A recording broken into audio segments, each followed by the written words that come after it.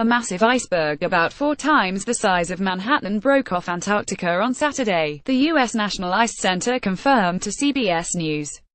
The iceberg break, an event known as calving, involved a chunk measuring close to 100 square miles, the Ice Center said. However, the iceberg broke into smaller bergs that the center isn't tracking. The berg that is being tracked measured 71.5 square miles. It drifted from Pine Island Glacier, one of the largest glaciers within the West Antarctic ice sheet, accounting for about 20% of the ice sheet's total ice flow to the ocean, according to NASA scientists. Pine Island loses an estimated 45 billion tons of ice each year.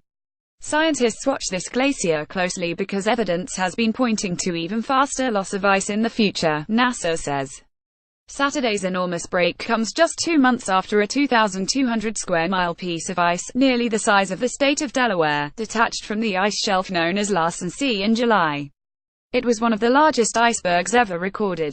But the size of the icebergs is not what has scientists are concerned. It's not the size of the iceberg that matters. It's the frequency, Ian Howard, a glaciologist at The Ohio State University, told CBS News. Infrequent big icebergs are normal, lots of little icebergs are abnormal. Howard and his colleague Seong Soo-jeng published a paper last year finding that Pine Island Glacier has developed a troubling new style of losing ice, which could be causing the recent rise of calving incidents. Iceberg B44 from off Pine Island Glacier floats into the Amundsen Sea. The calving isn't a surprise. It's the fact that these rifts cracks form in the first place, explains Howard. It's concerning how these rifts are forming so close together, so up high in the ice shelf. The fact you're getting these rifts forming inland, close together, that's what's causing these frequent patterns. The glacier's previous major break was in July 2015, when an iceberg measuring almost 225 square miles separated from Pine Island Glacier. Stef Lamit, a satellite observation specialist at Delft University of Technology in the Netherlands, posted a satellite image comparing the 2015 and 2017 calving events at Pine Island. It shows the calving front is almost at exactly the same location, Lamit tweeted.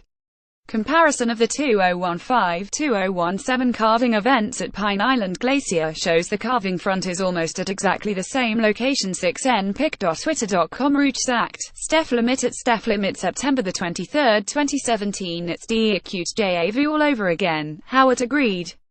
The same pattern. A large calving event and then a break occurring just inland. Howard's not sure what's causing the smaller aftershock calving events like the one that occurred Saturday, but he notes warmer waters have been linked to the retreat and melt of the world's ice.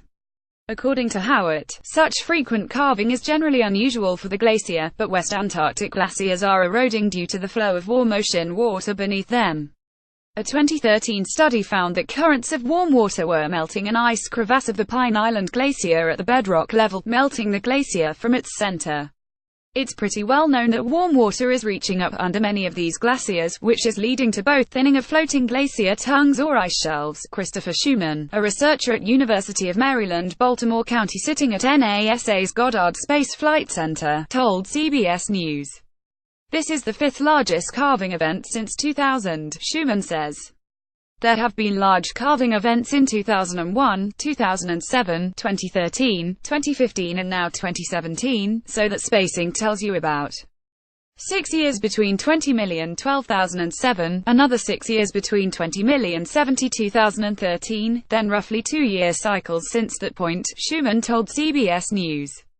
That's a distinct speed up all by itself. Based on that pattern, Schumann suggests the frequency of ice breaks won't stabilize, especially since the recent iceberg breaks in 2015 and 2017 were deeply fractured and broke into pieces as they were released. So far, I don't think I see anything that says things will get better, rather the opposite, says Schumann, though he adds he's not a forecaster. But Howard believes the pace may slow down in the near future. I'm actually guessing it's going to stay put for a little while and be a little more stable, he said.